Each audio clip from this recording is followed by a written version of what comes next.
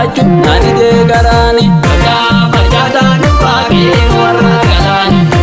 Fagaatee jiraachu nani deegarani Dhageen jajjabecha dalaagee abeebee dhufa Baaroo korma naanna'ee karraa naan dhufa Dhageen jajjabecha dalaagee abeebee dhufa Baaroo korma naanna'ee karraa naan dhufa Kaan kalee goggogee osaan nu furkiti Oromoo gadaadhaan bullaan akka duritti Kaan kalee goggogee osaan nu furkiti Oromoo gadaadhaan bullaan akka duritti Baay'ee wal yaadaa turre teenyee alaalarra Ooltee narraan buulini koo albaanaadharra Baay'ee wal yaadaa turre teenyee alaalarra Ooltee narraan buulini koo albaanaadharra Asoolii galii gaadisa koo kana si fuudhee gala beemee wajjin gala Asoolii galii gaadisa koo kana si fuudhee gala beemee wajjin gala Yaaduma kee faan halkan hirriba dhabee shoolee maaloo yaaduma kee faan halkan hirriba dhabee Bashaanaan tuutoo qalbii si faana galee shoolee maaloo Bashaanaan tuutoo qalbii si faana galee Aadaa roobee galaan kubbaa duumessa shoolee maaloo Aadaa roobee galaan kubbaa duumessa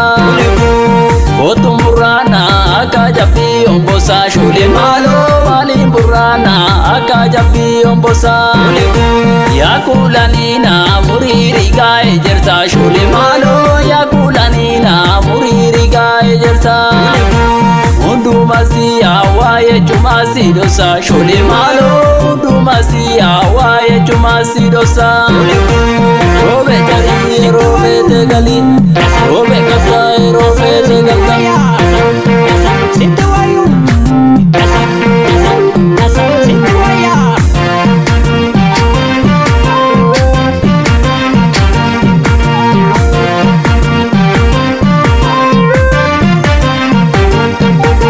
Shakar kesanaan eetu bachoo si buusa karaani amma aduun didde baatu kosuma yaada karaani farfacha keekana njooru keessa jirta jaamareetu badaalee ta'uu gammoojii siifan uffashaarareetu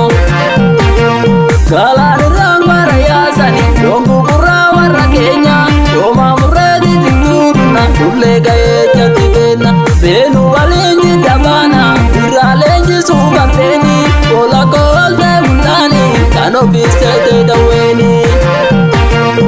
Irbu cimaa qabna nuulachu jabaatu hin jajjabaanna tarii lubbuu yoo jiraanne gaafa guyyaa wal agarra durgaan dhaboona hin boora'u abboora eela dhawaashi bakka garaa yaade geenye yoo duudallee maal abbaashi